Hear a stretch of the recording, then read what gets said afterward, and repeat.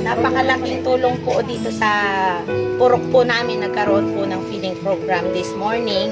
Kasi po, hindi po naman lahat sa ganitong, lalo na nagdaan na kalamidad, nabaha kami dito, tapos nagkaroon ng feeding program to. Napakalaking tulong po. Hindi lang po sa mga bata, kundi pati sa aming mga magulang. Kasi lahat dito, nawalan kami ng hanap buhay. Ganitong may mga pribilehyo na dumarating sa amin, nagpapasalamat po kami kasi kahit pa nasa dulo na po kami ng bayan, nararating po kami ng ganitong mga pagkakataon. Thanks God po sa mga pusong nagkaroon po ngayong umaga.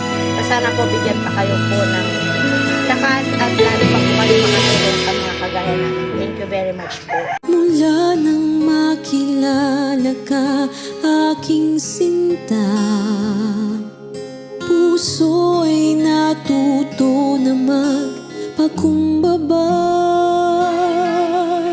Sa katwiran na hubog ang aking diwa, nakamtan ko ang iyong pagkalinga.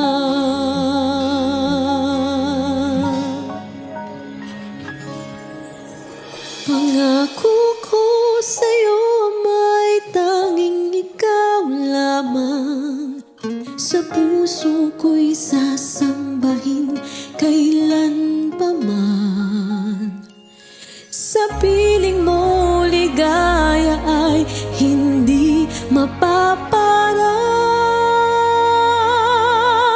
Dalangin ko sa'yo'y huwag pababayaan.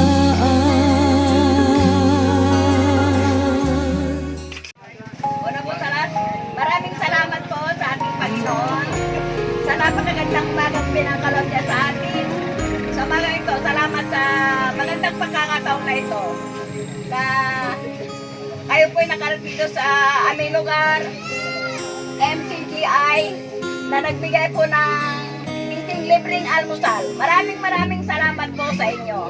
At lalong-lalo na, higit, maraming salamat sa ating Panginoon. At sa inyo pong lahat na ginamit ng ating Panginoon. Maraming salamat po. More blessings pa po sa inyo. Naway patuloy po kayong gamitin ng ating Panginoon. Lupuri ang Panginoon sa mga ito. Salamat sa ating Panginoon. Talagang napakabuti ng Diyos. Magandang umaga po sa ating lahat. Salamat po sa Diyos. At muli, napunta kayo dito sa lugar na pinakahuli ng Barangay Poblacion Norte, Sitio Katuray.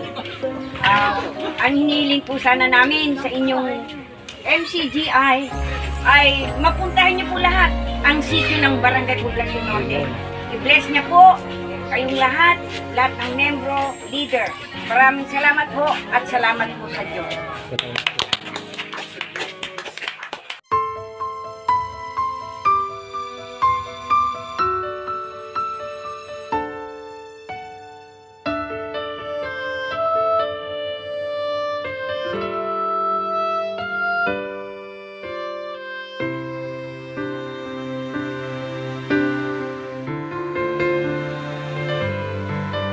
Puso namin, Ama, sa'yo'y binubuksan.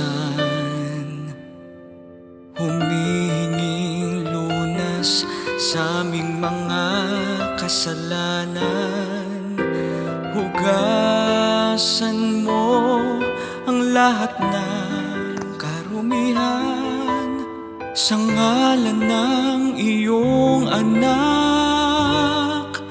kami ay pakinggan.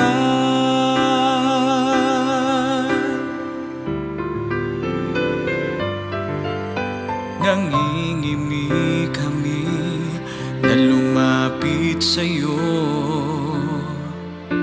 nahihiya man lang na sambitin pangalan mo.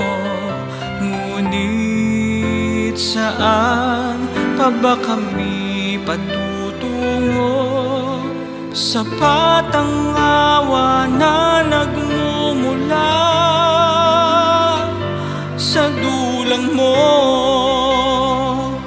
Luwalhatiin nila yung Ama na nasa langit. Ganon dapat lumiwanag ang ilaw natin.